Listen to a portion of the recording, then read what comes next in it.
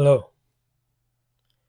This is the fourth installment of this series, and I believe this is the most useful for anyone who is newly unplugged.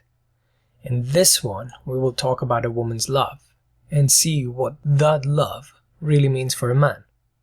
Let's note here that I covered the transition from lust to love to hate in another video, which is also a blog post on theredpill.red.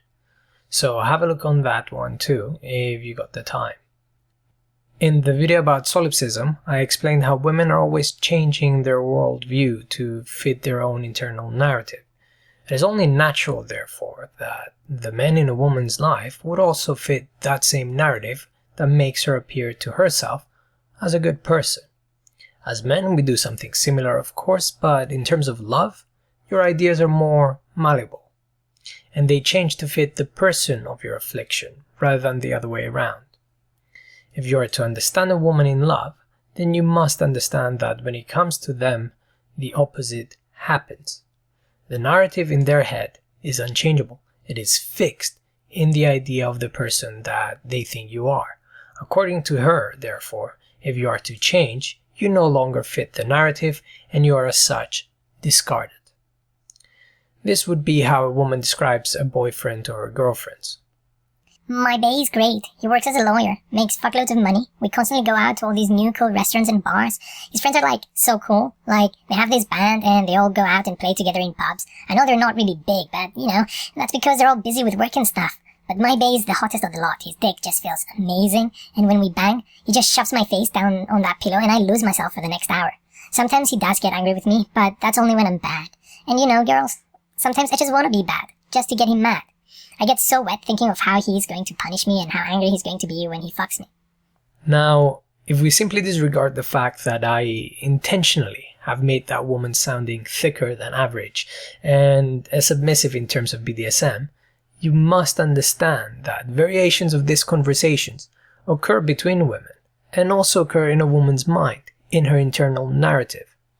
The aspect that you must pay attention to here is that every single aspect of a man's appeal serves a specific purpose for that woman.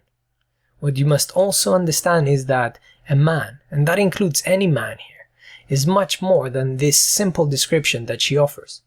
However, this is the narrative in her head. A man must maintain the woman's narrative in her head if he is to continue to earn her affection.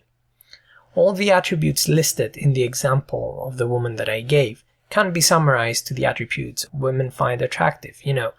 It's status, money, power, which of course is hypergamy in action. Unlike other red pillars, I do believe in the honesty of a woman's love. I believe women do love, but they simply love differently.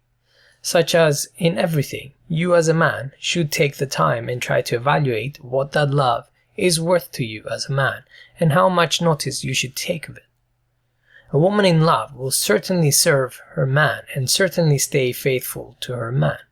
I'm talking about love here towards a man that she finds sexually attractive, a genuine combination of attraction, lust, and admiration, which is basically what female love boils down to. Therefore, it goes without question that a woman loves the image of a man.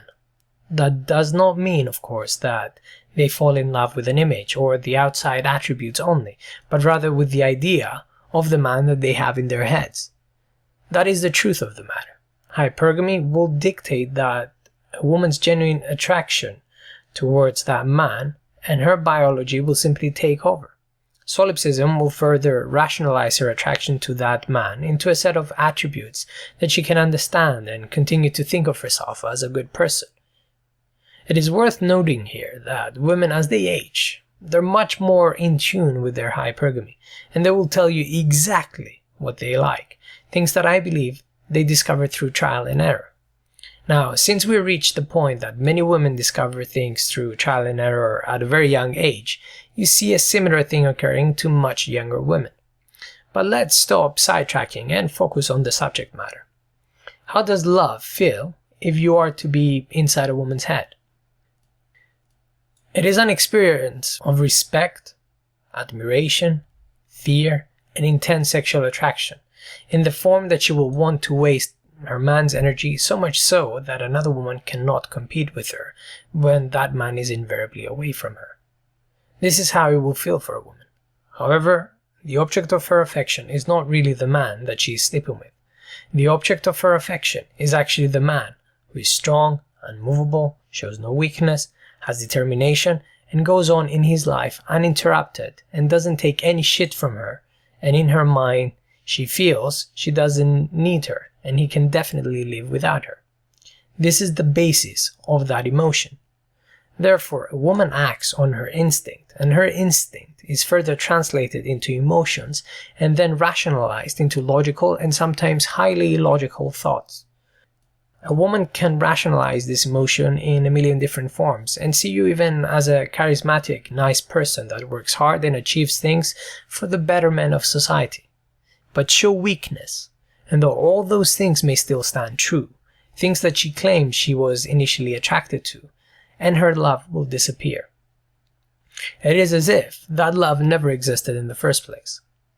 You see, hypergamy and the sexuality of a woman runs hot for a very short period of time and requires long-term investment from the man. So a woman's sense will be so finely tuned to weakness, and any signs of it will make her detest you. When that occurs, it's as if that love never existed. It is as if she has made a giant mistake letting you even touch her. You become irrelevant, and you will be treated much in the same way as every man she has no interest for. That is because you have lost your power. You have shown that your glass is cracked. And cracked glass breaks all too easily, as its structure is fundamentally compromised. Can a woman love you? Yes, she fucking can. But she will never love you like your mother. She will never protect you like your mother. She will never be there for you like your mother was. She will never love you unconditionally. You're there to protect her, be her rock, and the provider. I'm not saying here that you should do any of that shit. I'm simply stating that biology has stated this. In today's world, a man must, of course, look out for himself first. Make sure that he never needs to look for shelter, to support himself, stick strong to his morals, and push on in this life. In this society, in order to keep a woman's affection, with the power dynamics having changed as much as it has, then you must really be ruthless. Whether the juice is worth the squeeze, I will leave up to you. This is not that type of video. I want to state here what a woman's love really is, and the judgment I leave simply to yourselves. If we are to assume that love for a man from the point of view of a woman only continues to exist once he continues to be that pillar of strength, then you have a love that is directed only towards an idea, because no man on this planet is strong all the time forever. The idea is, as such, unrealistic, much like the demands from any woman are. Furthermore, if you are to understand that no association between a man and a woman will ever take place unless a woman is to gain something, which of course is Brifort's law and the basis of hypergamy, and then you add to that the love for an unchangeable, forever strong ideal of a man, then you reach the conclusion that women fall in love with people they deem to be supernatural or unreal. Women have an unrealistic version of a man, and thus the unrealistic version of a man must be acted out by that man in the eyes of that woman, because a man can never be all but just strength in all areas of his life. And in truth, a woman demands strength in most of those areas, the personal, the professional, and the family. Therefore, we must understand that the basis of that love is an instinct, one based on the past, where a man would mean the difference between life and death, where he could fill all those roles of the protector, provider, who, if he failed, would mean his family's demise. In the case that some of you do not think that women love, all you have to do is take the time and talk to women that don't want to bang you and ask them about the man that they can never forget. You might not find that in every woman, but some women are truly alpha widows. And the strength of the emotions such men created in the brain of these women have changed them forever. But though they have been changed, they're there for the next stronger, tougher, and more successful man to change them again. A woman only falls in love with the best that she has. If you're not the best, you will only be getting scraps. And I guess such is the nature of competition for men, one which is bred directly from hypergamy. Is the juice really worth the squeeze? I really don't care what your answer is. Just make an informed choice at least. That's all I had to say. Thank you very much for listening.